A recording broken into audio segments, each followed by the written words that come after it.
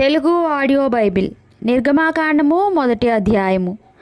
ఐగుప్తులోనికి యాకోబుతో వచ్చిన ఇశ్రాయేలీయుల పేర్లు ఏవనగా రూబేను, షిమ్యోను, లేవి, యూదా, ఇస్సాకారు, జెబూలూను, బెన్యామీను, దాను, నఫ్తాలి, గాదు, ఆషేరు. వీరిలో ప్రతివాడును తన తన కుటుంబముతో వచ్చెను.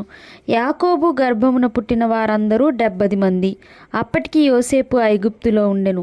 యోసేపును అతని అన్నదమ్ములందరూ ఆ తరము వారందరూ చనిపోయిరి. ఇశ్రాయేలీలు బహు సంతానము గలవారై అభివృద్ధి పొంది విస్తరించి అత్యధికముగా ప్రబలిరి. వారున్న ప్రదేశము వారితో నిండి ఉండెను.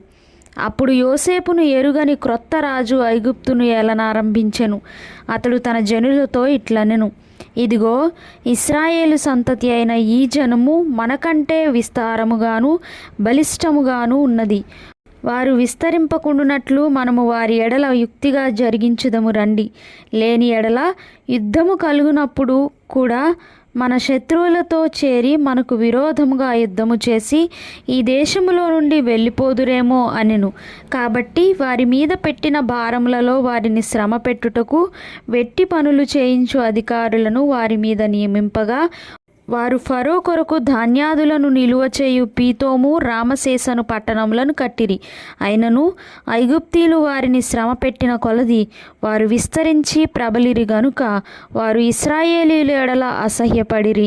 ఇశ్రాయేలీయుల చేత ఐగుప్తీలు కఠినముగా సేవ చేయించుకొనిరి. వారు ఇశ్రాయేలీయుల చేత చేయించుకొనిన ప్రతి పనియు కఠినముగా ఉండెను. వారు జిగటమంటి పనిలోను, ఇటుకల పనిలోను, పొలములో చేయు ప్రతి పనిలోనూ కఠిన సేవ చేయించి వారి ప్రాణములను విసిగించిరి.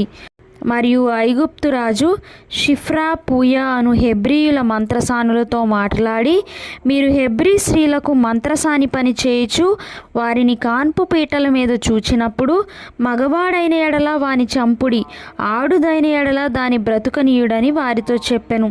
అయితే ఆ మంత్రసానులు దేవునికి భయపడి ఐగుప్తు రాజు తమకు ఆజ్ఞాపించినట్లు చేయక మగపిల్లలను బ్రతుకనీయగా ఐగుప్తు రాజు ఆ మంత్రసానులను పిలిపించి, మీరెందుకు మగపిల్లలను బ్రతుకనిచ్చితిరి? ఈ పని ఏల చేసితిరి అని అడిగెను. అందుకు ఆ మంత్రసానులు, హెబ్రీ స్త్రీలు ఐగుప్తు స్త్రీల వంటి వారు కారు, వారు చురుకైన వారు. మంత్రసాని వారి యొద్దకు వెళ్ళక మునిపే వారు ప్రసవించి ఉందురని ఫరోతో చెప్పిరి. దేవుడు ఆ మంత్రసానులకు మేలు చేసెను. ఆ జనము విస్తరించి మిక్కిలి ప్రబలెను. ఆ మంత్రసానులు దేవునికి భయపడినందున ఆయన వారికి వంశాభివృద్ధి కలుగజేసెను. అయితే ఫరో, హెబ్రీయులలో పుట్టిన ప్రతి కుమారుని నదిలో పారవేయుడి, ప్రతి కుమార్తెను బ్రతుకునీయుడి అని తన జనులందరికీ ఆజ్ఞాపించెను.